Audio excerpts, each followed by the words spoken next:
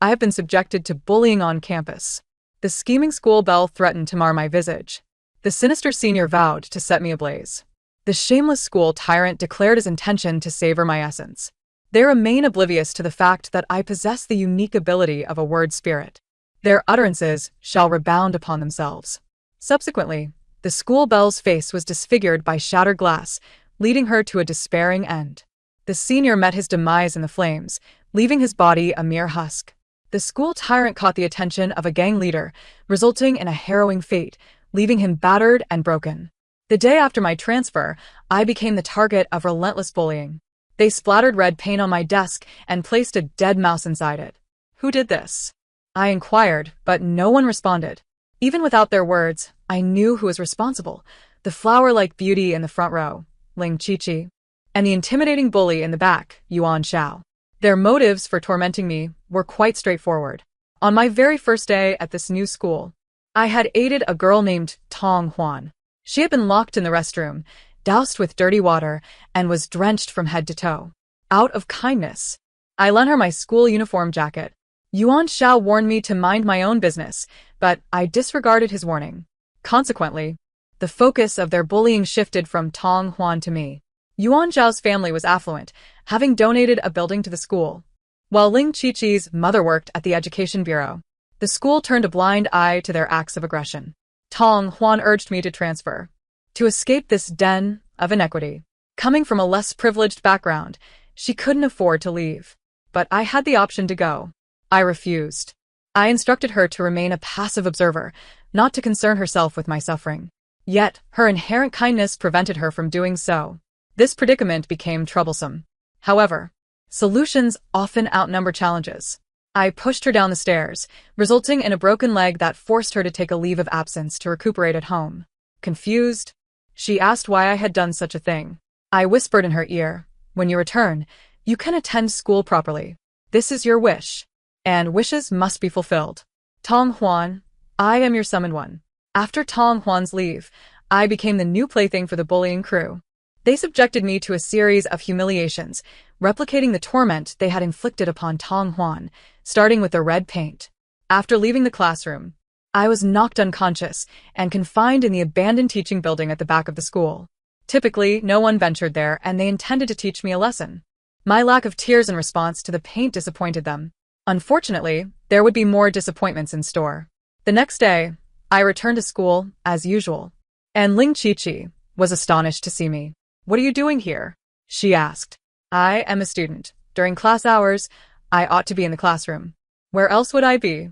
In the abandoned teaching building, waiting for someone to arrive and intimidate me while I languish in hunger for days?" Ling Qiqi hadn't expected me to voice their intentions, and her expression soured. "The abandoned teaching building is trivial for me, just like you. I advise you not to provoke me. You think you can intimidate me? How laughable." I had given her a final opportunity, but regrettably, Ling Qiqi failed to seize it. After class, I went to the restroom, and as anticipated, I found myself locked inside. A bucket of dirty water cascaded down upon me, drenching me completely. Ha ha ha. The laughter of the girls outside was particularly grating. "Gu Sui, how dare you offend Qiqi without considering your own worth?" These girls were Ling Qiqi's loyal supporters, mere sycophants. "Gu Sui, I am quite accommodating. If you beg for mercy, I shall let you go." Ling Qiqi's smug voice echoed from outside. "What do you intend to do if you don't let me go? You offended us for Tong Huan, didn't she tell you what she endured?" "Of course not. She's just a coward and wouldn't dare." Ling Qiqi mocked Tong Huan, brazenly threatening me further. I was aware of Tong Huan's plight. Ling Qiqi not only beat and berated her but also poured scalding water from a kettle onto her. Tong Huan bore numerous wounds. She didn't speak, which is fortunate for you as a newcomer. It means new methods can be employed. I haven't tried carving a face yet. Scratches on the body are hardly noticeable. It's far more interesting to ruin a face. Ling Qiqi spoke without restraint. I was waiting for her to utter those words. She was oblivious to the fact that I possessed the ability of word magic. Everything she said would rebound upon her. Truly, one reaps what one sows. "Go. Bring our new classmate out," Ling Qiqi commanded, and her followers opened the stall door, dragging me out. This face isn't too bad. I wonder what it feels like to have it cut. No sooner had she finished speaking than her followers pinned my hands, rendering me immobile. One of them brandished a small knife and asked her, "Chi-Chi, how do you want to cut her?" Ling Chi-Chi pretended to ponder for a moment before declaring, "Let us start by carving the character for bitch. It suits her perfectly." Upon hearing this, her follower approached me with the knife. I struggled fiercely. Two of them could barely restrain me, so the others rushed in to hold me down. Meanwhile, Ling Chi-Chi stood at the doorway, looking down upon me. I glared at her from the ground. Her expression was one of disdain. Look at that defiant glare. Not convinced? What does it matter? You're still at my mercy. Just as the knife drew near my face, I suddenly smiled. Ling Chi-Chi, I offered you a chance. Bang! A deafening noise echoed, and everyone turned to look. The glass beside Ling Chi-Chi shattered abruptly, sending shards flying into her face, leaving it bloodied and mangled. Ah! The intense pain overwhelmed Ling Chi-Chi, causing her to cry out. Her followers, stunned, gaped at her in shock, paralyzed with fear. Their grip on me weakened, and I seized the opportunity to break free. "Call an ambulance. Help." Ling Chi-Chi collapsed to the ground, crying for assistance. Only then did her followers snap out of their stupor, frantically retrieving their phones to call for help. I approached Ling Chi-Chi, declaring, "This is just the beginning. It was you. You did this." She screamed, pointing at me in agony. She lacked any evidence to substantiate her claim against me. It was all a mere accident. The glass had exploded due to poor quality, unrelated to anyone else. Even if Ling Chi-Chi reported me, the police investigation would yield the same outcome. It was merely her misfortune to be standing next to shoddy glass when it shattered. Fortunately, glass explosions typically cause widespread harm, but that particular piece, by sheer coincidence, injured only Ling Chi-Chi while sparing everyone else present. Her wounds were numerous and deep, destined to mar her beauty forever. She was convinced I was responsible, for just before the glass exploded, I had been smiling at her. Unable to accept the reality of an accident, she cried out for her parents to investigate. Unfortunately for her, they were preoccupied with their own troubles. The glass in question was produced by her father's company. Following the incident, investigations revealed that the school's glass was substandard, posing a risk of explosion. Such inferior glass should never have been used in a school setting. However, the principal had accepted bribes, facilitated by Ling Chi-Chi's mother from the Education Bureau. They disregarded student safety in favor of using defective glass. Once the investigation results were made public, outrage ensued. The principal and Ling Chi-Chi's mother were dismissed and faced investigation. Unable to evade imprisonment, Ling Chi-Chi's father's company was boycotted by the public, teetering on the brink of bankruptcy. Although Ling Chi-Chi was a victim, her parents were the architects of this calamity. Hence, no one could compensate her. With her family facing financial ruin, they could no longer afford her medical expenses. Her face was disfigured, and without funds for reconstructive surgery, she became the subject of scorn, blamed for her parents' misdeeds, a fitting retribution, they claimed. Ling Chi-Chi transformed from the beloved school beauty into a pariah, loathed by all. She was too fragile to confront this new reality, unable to bear the burden. She leapt from the hospital rooftop, splattering to the ground in a gruesome demise. Truly, she could not withstand the trials of life. Tong Huan was covered in scars.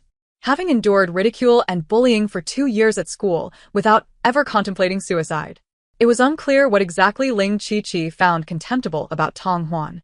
Tong Huan possessed all the admirable qualities one could hope for, qualities that Ling Chi-Chi lacked entirely. After Ling Chi-Chi's demise, the students at school began to shun me. They did not attribute her fate to divine retribution, but rather suspected me of wrongdoing. How absurd!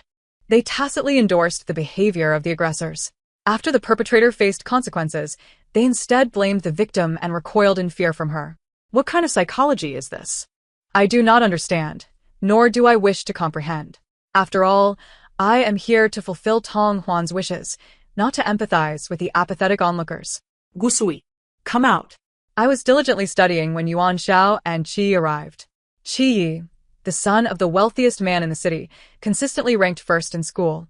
A promising candidate for prestigious universities and a model student in the eyes of teachers.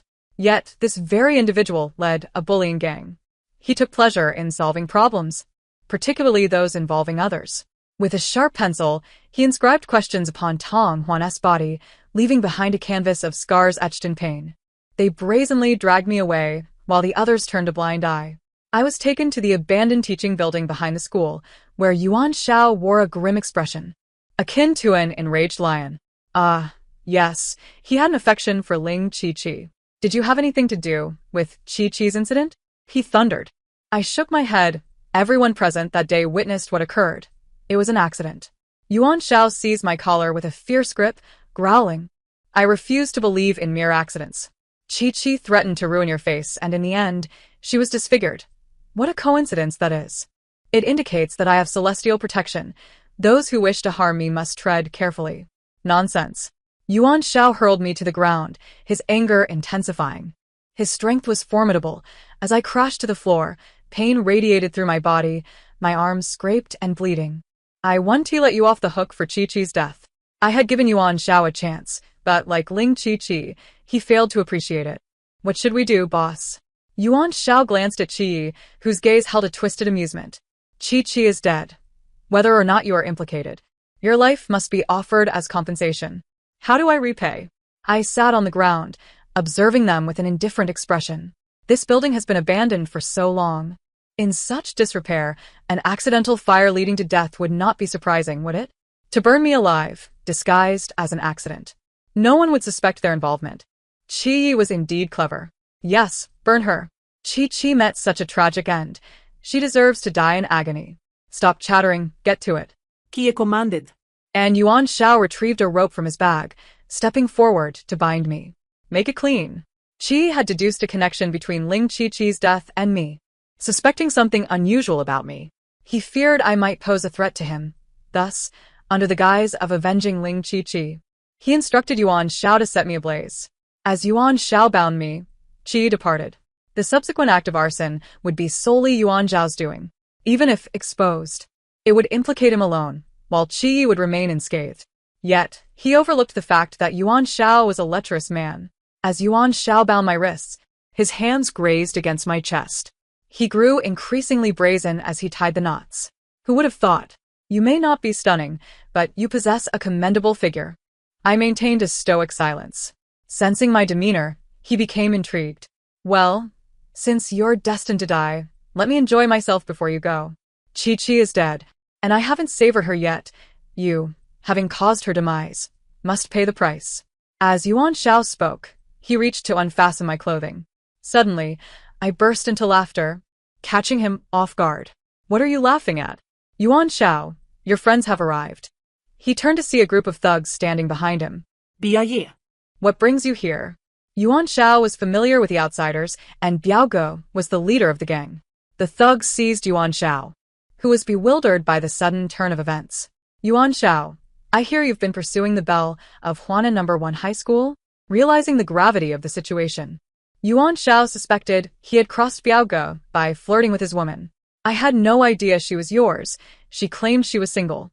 Had I known she belonged to you, I would never have approached her. Biao Ge delivered a swift kick to Yuan Zhao's abdomen. She's my little sister. Grabbing Yuan Shao by the hair, he glared with venomous intent. My sister has been harassed by you, causing her grades to plummet. Who do you think you are to touch her? I was blind. I won't pursue her anymore. Yuan Shao began to plead, recognizing Biao Ge's influence. Biao Ge's family was wealthier than Yuan Zhao's, a quintessential bully born into privilege. My sister is terrified of men because of you. Your promise to stay away means nothing. Biao Ge, you're magnanimous. Spare me. I'll apologize to my sister, and she can have anything she desires. Observing Yuan Xiao's musculaire physique, Biao Ge smirked enigmatically. If you want me to let you off the hook, your muscles might come in handy. Yuan Shao, being a straightforward man, failed to grasp Biao Ge's insinuation. Without further ado, Biao Ge signaled to his subordinates. They bound Yuan Zhao's hands and feet, fawning, "Boss, please enjoy." Yuan Shao sensed the shift and trembled. What do you intend to do? As the thugs began to leave, Biao Ge noticed I was still there and commanded, "Take her too." The thugs quickly untied me and released me. Before departing, I heard Yuan Zhao's anguished cries echoing from the abandoned classroom, a smirk creeping onto my lips. Having bullied Tong Huan repeatedly, Yuan Shao was now experiencing the bitterness of being forced himself.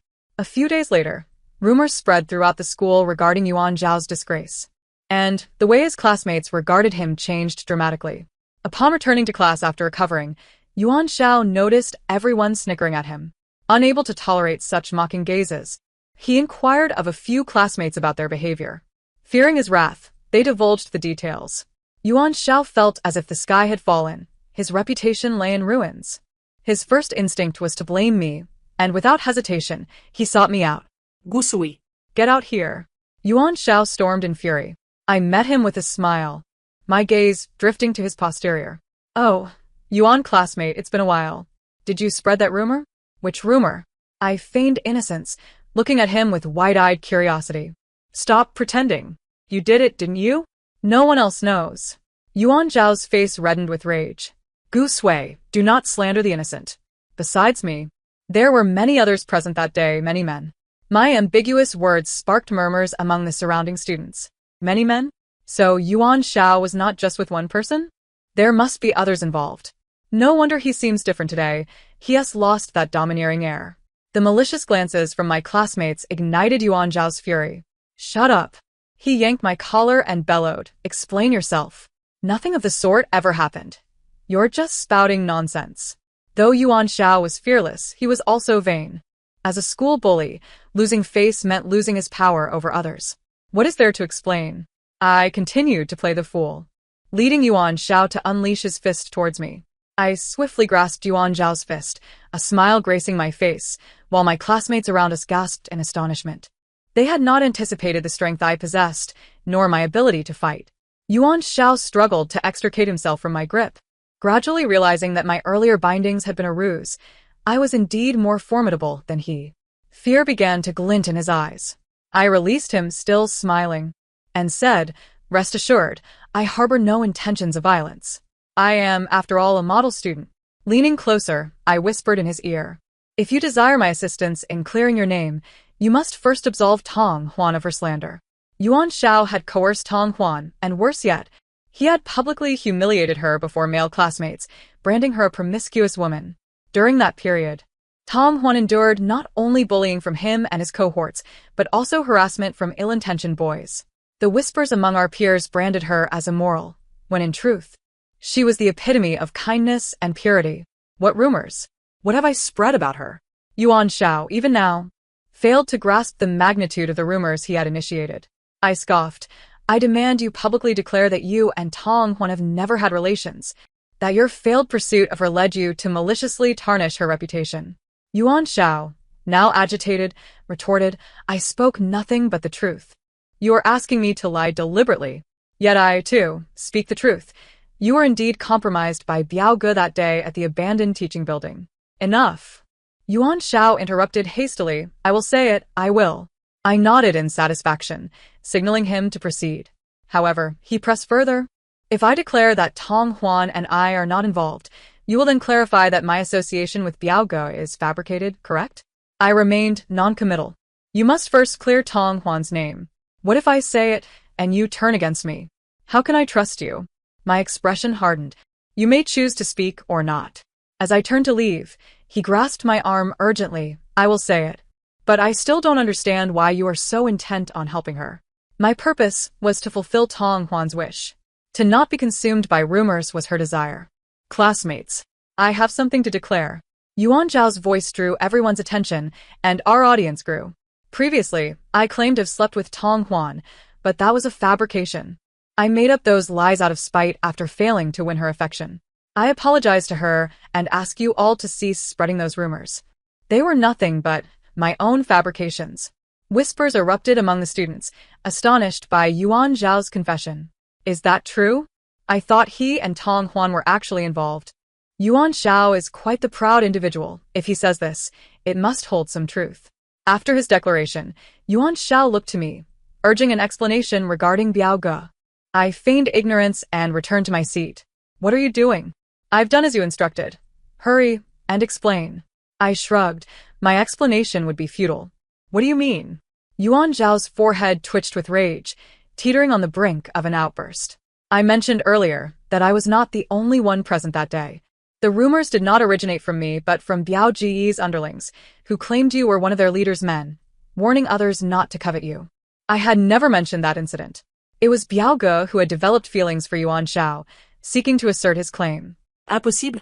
Biao Ge would never allow anyone to speak of this. Just then, one of Yuan Zhao's subordinates rushed in. Boss, Biao Ge is waiting for you at the school gate. He stammered, unable to meet Yuan Zhao's gaze. Biao Ge said he came to fetch his wife, and if you refuse to meet him, he will come to your home. Yuan Zhao erupted. Is he out of his mind? Now the entire school was aware of Yuan Zhao's connection to Biao Ge. He disregarded me and dashed outside to confront Biao Ge, knowing that if he did not, Biao Ge would indeed come to his house. Consequently, Yuan Zhao was forced into the role of Biao Ji's lover, a fact that spread throughout both the school and the outside world. Yuan Zhao not only endured Biao Ji's physical torment, but also the peculiar stares of his classmates. Over time, he could no longer bear the mental strain and succumbed to madness. Yuan Zhao lost his sanity, becoming a shell of his former self. His family withdrew him from school and committed him to a psychiatric hospital. Word had it that his parents had completely given up on him, already considering having another child. How fragile indeed. Tong Huan had endured a similar plight back then, yet she had persevered. With Yuan Zhao dealt with, only Qi Yi remained. Since the incident at the abandoned building, Qi Yi had not shown his face. I knew he was afraid of me.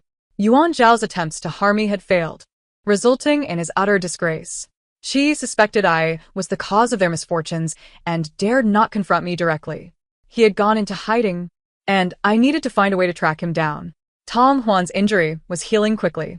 I aimed to resolve the matter with Qi Yi before her return to school. This was Tong Huan's wish.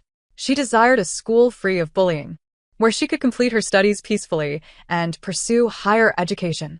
I had promised the spirits I would fulfill her wish. A promise made must be kept. Qi believed he could evade my grasp by hiding. Alas, he underestimated my resolve. As long as he remained on this land, I would locate him. Moreover, escape was futile. He had already fallen prey to the power of the spoken word. The repercussions of his actions would inevitably rebound upon him. True to my expectations, it wasn't long before Qi sought me out. He arrived with several bodyguards and abducted me during my time at school. In the abandoned factory, I found myself tightly bound. His eyes glowed with fury, and his voice trembled with rage. What have you done to me? I regarded him in silence. The normally composed Qi had transformed into a tempestuous figure, volatile and enraged. Why is it that wherever I go, there are fires? Why can I not escape? Qi clutched his collar, revealing burned scars upon his skin. I tilted my head, such minor injuries, hardly sufficient. Who are you? What is happening? Qi grasped my shoulders, roaring in desperation. I remained mute, simply observing him. Regardless of who you are, if you die, everything will cease. One of the bodyguards moved closer, knife in hand, approaching me menacingly. Are you certain? I looked at him, a smile dancing on my lips, my gaze icy. Have you not realized that the source of your calamities lies in your intent to harm me? Qi raised his hand, halting the bodyguards. Do you truly expect me to believe you? How can I know this isn't merely a ploy to buy time and avoid death? I maintained my composure. Believe what you wish, but should you choose to act, be prepared to face the consequences. Qi hesitated. He recalled the misfortunes that had befallen him, Yuan Zhao, and Ling Qiqi, all stemming from their encounter with me. He began to accept my words. What exactly have you done to us? It is not what I have done to you, but rather what you intended to do to me. I explained patiently, regardless of your intentions toward me. The ultimate outcome will always rebound upon you. This is the law of karma. Qi Yi, astute as he was, quickly grasped the underlying truth. Ling Qiqi spoke of disfiguring your face, thus she met with her own ruin. Yuan Zhao, a lecherous fiend, sought to bully you after I departed. Hence he fell victim to Biao Ge. I threatened to burn you alive, and now I am beset by flames. I chuckled lightly. You truly are the clever leader of the trio. What exactly are you? Why are you so malevolent? I am but a human, just like you. I refuse to believe it. How could a human possess such darkness? Indeed, I was no ordinary individual. Since the moment of my birth, I have been attuned to the whispers of flora and fauna. I have conversed with them, heeding their desires. In assisting them in fulfilling their wishes, they bestowed upon me the power of word spirits. This power serves as my shield, protecting me from those who would wish me harm, as they shall face the consequences of their actions. I am destined not to perish by accident, but rather to succumb to the natural order of aging. It can be said that my current form is impervious to toxins and resilient against harm. Qi Yi, evidently skeptical, exclaimed, "How is it conceivable that beings exist? How could plants and trees possibly communicate? Utter nonsense." Why not? I retorted. It was the beings that brought me here upon hearing Tong Huan's wish. Chi è se brau fa road in confusion. What do you mean? Are you familiar with the concept of cause and effect? Everything you endure is a manifestation of karmic retribution. Tong Huan, having suffered bullying, could only retreat to the small grove at school to weep. Gradually, the trees began to empathize with her plight. Day after day, she made wishes in that grove, yearning to escape her torment and lead a life akin to that of a normal person. The tree spirits, having heard her desires, sought me out.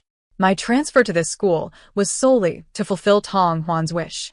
To satisfy her wish, you would willingly harm us three? We were merely jesting with her. She did not even perish. Why should we suffer a fate far worse than hers? This is unjust. Qi protested, filled with resentment. Tong Huan merely sustained minor injuries, yet why must Ling Qiqi perish and Yuan Shao descend into madness? Most importantly, why must he himself face death? I cast a stern gaze upon him, my demeanor icy. Are you certain you have never caused a life to be lost? Qi was taken aback, his eyes widening with a hint of panic. Of course not. My expression remained frigid. Even now, he clung to his lies. Qin Shen, do you remember him? At the mention of this name, Qi's pupils dilated, disbelief washing over his features. How could you possibly know? I have already stated that I can hear the voices of all beings in this world. The flora and fauna are omnipresent. They were witnesses when you caused Qin Shen's demise. Before my arrival at this school, the beings had shared Qin Shen's tragic tale with me. His suffering surpassed even that of Tong Huan, and tragically, no one came to his rescue. I refused to believe it. Qi exclaimed, agitated. If beings truly exist, then why did you not save Qin Shen when he died? Because Qin Shen never made a wish. Without a wish, desires remain unfulfilled. Qin Shen endured such torment that he lost the will to live, devoid of any desire to plead or wish for assistance. During his first year of high school, Qi excelled academically, yet he was not the top student. That honor belonged to Qin Shen. Envious of a mere orphan who outshone him, Qi commenced a campaign of bullying against him. Coming from a privileged background, Qi's school turned a blind eye to his actions. However, Qin Shen, being an exemplary student and a kind-hearted soul, garnered sympathy from others rather than succumbing to Qi's cruelty. The principal even attempted to subtly counsel Qi Yi to relent, recognizing Qin Shen's potential as a future academic star. Yet, fearing Qi's influence, the principal ultimately remained silent. Qi's growing jealousy intensified as he perceived others favoring Qin Shen. Thus, he conspired with the still adolescent Ling Qiqi and Yuan Shao to orchestrate a cruel scheme. Yuan Shao, seizing an opportunity when Qin Shen was unsuspecting, enlisted the help of local thugs to abduct him. They confined him and Ling Qiqi in the school's storage room. Ling Qiqi's cries attracted the attention of the security guard. She deceitfully claimed that Qin Shen had infiltrated the middle school section with malicious intent. With signs of struggle upon her, and Qin Shen appearing disheveled, the school accepted her narrative.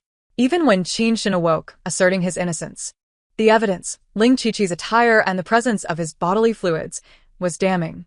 No one believed him to be the victim of a conspiracy, as a person who had been rendered unconscious could not have committed such acts. Unbeknownst to Qin Shen, Qi had drugged him beforehand, ensuring he would remain disoriented. Ling Qiqi, who had previously confessed her feelings to Qin Shen only to be rebuffed, harbored resentment and vowed to possess him. When Qi approached her with the plan, she readily agreed. She engaged in an act with the unconscious Qin Shen, subsequently claiming it was forced. Qi Yi meticulously orchestrated the entire affair. Even if the police were alerted, the effects of the drug would render any investigation inconclusive. Ling Qiqi's parents, concerned for their daughter's reputation, opted not to report the incident, instead demanding the school take action against Qin Shen. As a result, Qin Shen was expelled, his reputation shattered, and those who once sympathized with him turned against him with cruel words. As an orphan, education was his sole means of escape. Without it, he lost the will to live. He leapt from the school building, meeting his demise upon impact. A life extinguished, Yet Qi Yi and his accomplices felt no remorse. Instead, they regarded their scheme as a resounding success, effectively erasing Qin Shen from existence. Thus, the three of them formed an alliance, embarking on a campaign of bullying against weaker students. A life lost, yet you dismiss it as inconsequential. Qi, you are more terrifying than a demon. Ha ha ha. The hidden truth had been unveiled, and Qi's facade crumbled. What of a single life? Anyone who obstructs my path must vanish. Qin Shen was one. And so are you. Qi had succumbed to madness. By your reasoning, my word's spirit power will backfire, and I shall inevitably perish in flames, correct? I nodded. Qi's laugh was cruel and savage. If I am fated to die, then I shall take a scapegoat with me. If I perish, you shall not escape unscathed. Let us descend into hell together. He gestured to the bodyguards behind him, urging them to advance. However, having overheard our exchange, they recognized my formidable nature and hesitated. They were willing to kill for money, yet not to risk their own lives. You have yet to act against me. Leave now, and the word spirit power shall not affect you. I surveyed the bodyguards. But should you choose to attack, you will meet the same fate as Qi Yi, falling victim to the backlash. Fear gripped them. Better to err on the side of caution. Thus, they discarded their weapons and fled. Come back. Qui est Belaude? I command you to return. I scoffed. They value their lives too much. No amount of shouting will bring them back. Qi Yi, infuriated, snatched a knife from the ground. Do you think their departure means no one will kill you? I remain. He advanced towards me, knife in hand, as I remained bound to the chair, unable to move. His eyes glinted with malice, yet I maintained my composure. He raised the knife, aiming for my heart. In that instant, a shimmering barrier appeared before me. Altin qui est ce blade? He was taken aback. I smirked. I have stated that the power of word spirits protects me, apart from dying a natural death. I shall not succumb to any other means. This power is not limited to mere retaliation. It shields me from all external harm. I refuse to believe it. I will kill you. I must kill you. Qi Yi was unhinged, repeatedly stabbing at the protective barrier. Yet, no matter how many times he struck, it remained unscathed. Finally, reality dawned upon him. He relinquished the knife and collapsed to the floor. Why? Why do you exist as this abomination? Because I am a divine instrument, sent to punish the wicked. Qi sat helplessly on the ground, as the oil barrel on the shelf behind him suddenly toppled over, drenching him in kerosene. He hurriedly rose, attempting to wipe the oil from his body. However, the majority of his form was coated in machine oil, rendering futile any efforts to cleanse himself with mere hands. He surveyed his surroundings, seeking a cloth to rid himself of the oil, only to find me smiling at him. In that moment, a realization dawned upon him, his eyes filled with terror. I will be burned alive. I nodded with a smile. In the next instant, a cigarette butt, discarded moments ago by the black-clad bodyguards, was caught by the wind and blown onto Qi. The cigarette butt remained lit, with embers still glowing. Upon contact with the kerosene, Qi ignited in an instant. Flames erupted, engulfing him as he screamed in agony. Ah, help me. I bent down, reaching for the knife he had just thrown onto the ground. Once I grasped the knife, I severed the ropes binding me. I stood up. Qi lay on the ground, attempting to lunge towards me, only to be repelled by the aura surrounding me. Overwhelmed by pain, he knelt and pleaded, "Please, save me. I do not wish to die."